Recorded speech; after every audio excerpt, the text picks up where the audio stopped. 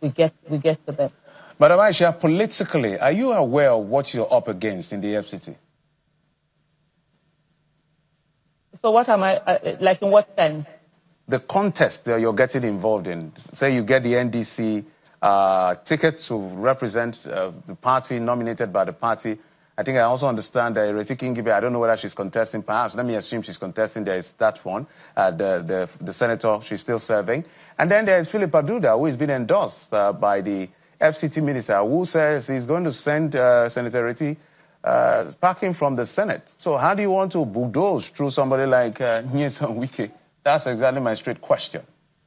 Well, this is that Nyesom Wike knows where he's from. The blood that flows through there. If he thinks he has coconut head, every one of us, we all have it. And nobody has, monopoly of any howness. I don't think I look like someone who is a walkover to anybody. And definitely. And so in terms of, one of the things I also know about the politics of Abuja is when it comes to the general election, Abuja residents are very, very firm in their decision and they choose who they want. Nobody has the right to come and impose anybody on us in Abuja. It's choices that are out there. There's no coronation in Abuja. Abuja is not the place where someone, there's a coronation and a crown is put on someone's head. It's the choices that are there, and there's the people who definitely make those choices. One thing I will tell you, though, for me, I will not do any illegality. I'm not going to steal anybody's vote or rig somebody's vote or carry somebody's vote. If anybody is there, they give me vote. If I'm able to get, first of all, it's to even get my ticket.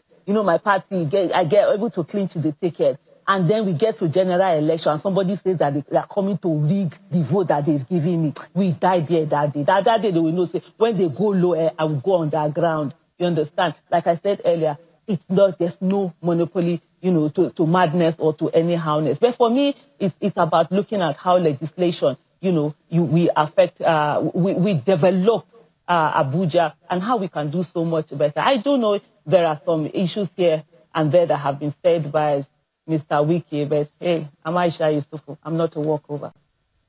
I like the confidence. But let me move away from the politics for a moment. I'll come back to it. Given the last area council elections and we saw the result that played out, let's talk about what exactly do you intend to address in the National Assembly?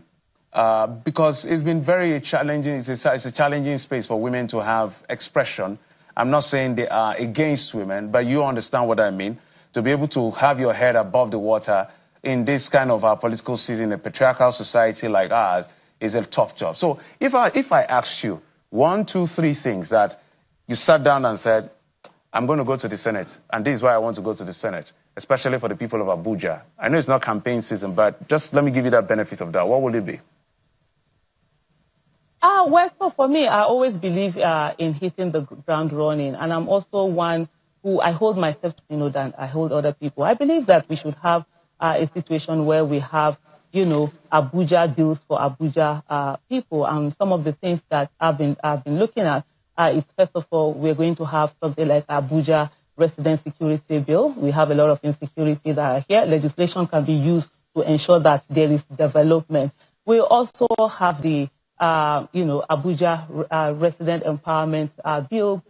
We have the Abuja Infrastructure Bill. We have the Abuja Education Bill. In terms of this, is where we have a situation where there's disparity in terms of education, children of the poor and children of the rich. There's a way we can legislate and ensure that every child is able to get that education. I know some people will say, oh, this is not justiciable, but there's a way that you're having certain percentage as we go on into the bill to work out the modality of how it will be done to ensure that every child, whether they live in Kwali or they live in Maitama, they are able to get, that education. There's also the FCTA accountability bill that for me is something that I would like to see passed.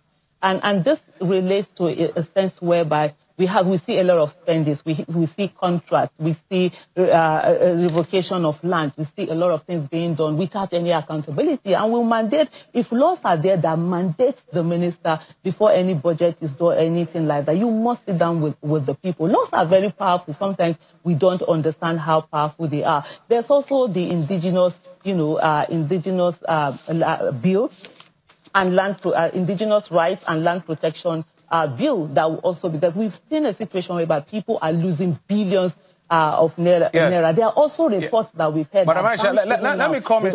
Let me comment. A lot of things you said, if I may butt in because of time. How would businesses thrive in Abuja? Can you hear me, madam? Grants are being demolished left, right, and center. Somebody just wakes up because he. Let me come in if you can hear me, madam. If you can give me a moment. And nothing, are being done about it. Yes. There are about 7 bills for me that have already lined up, and these are bills, specifically for Abuja people. All right, let me go back. Let me go back to the politics if you can hear me. Assembly, so sometimes we're not able to pass. There are certain bills, just to round up on this, to say that we should have Abuja bills for Abuja people.